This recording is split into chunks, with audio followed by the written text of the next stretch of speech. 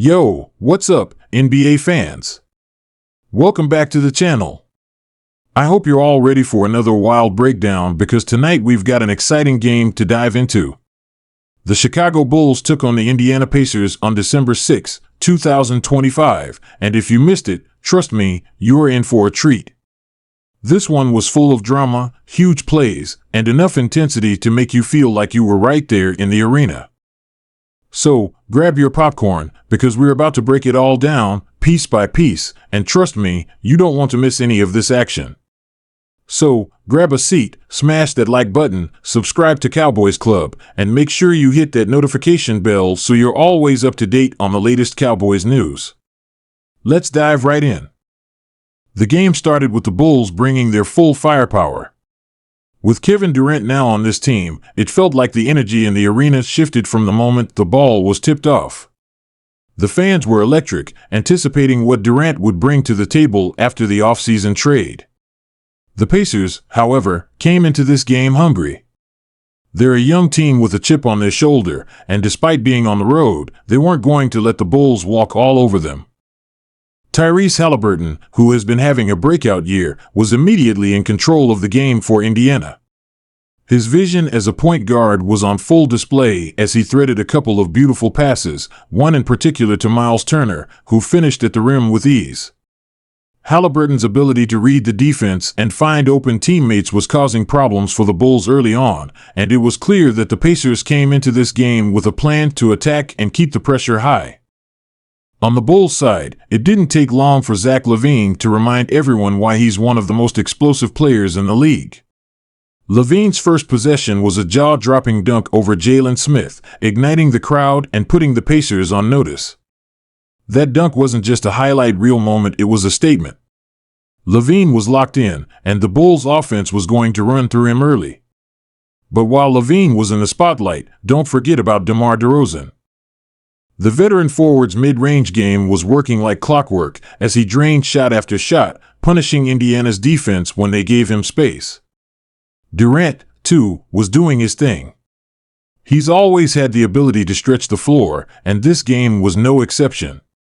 He knocked down a three-pointer from the top of the key with a hand in his face, showing once again why he's one of the best shooters in the game, regardless of position.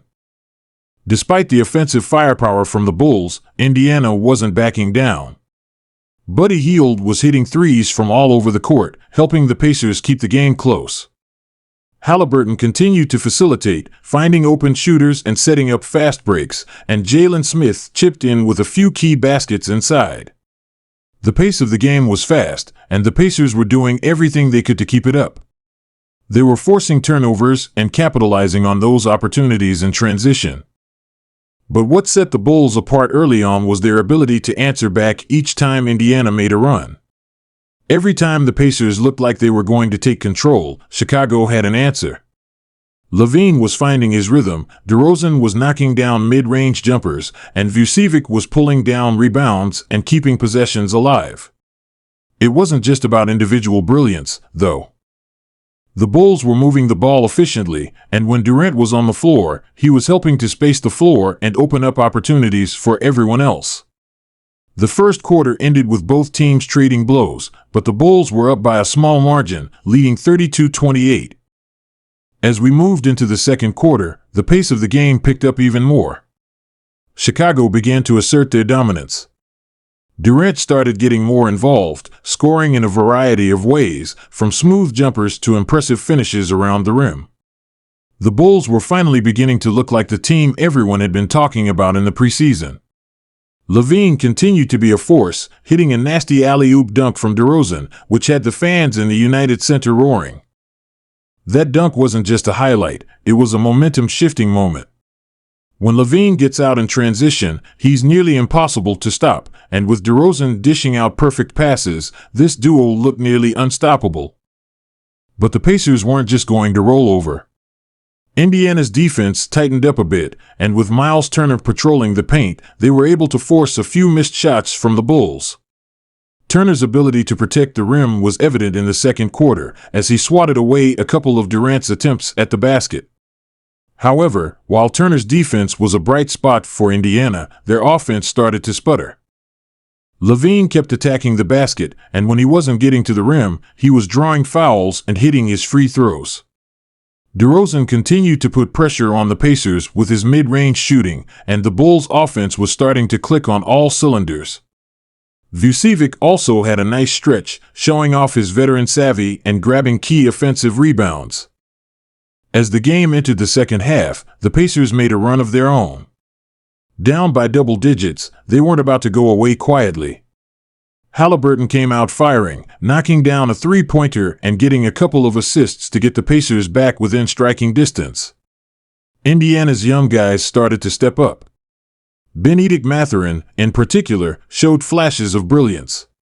The rookie came alive in the third quarter, hitting back-to-back threes and driving to the basket with confidence. You could tell he was feeling it, and with Halliburton running the point, the Pacers went on a quick 10-0 run to make it a game. Turner was also doing his thing, dominating in the paint and blocking shots with authority. The Pacers' defense improved, and suddenly, the game was tied at 85-85. It was at this point that the game truly started to feel like a playoff atmosphere.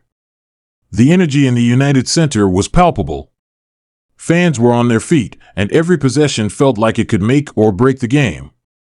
Durant, ever the seasoned veteran, hit a clutch three-pointer from deep to give the Bulls a small cushion.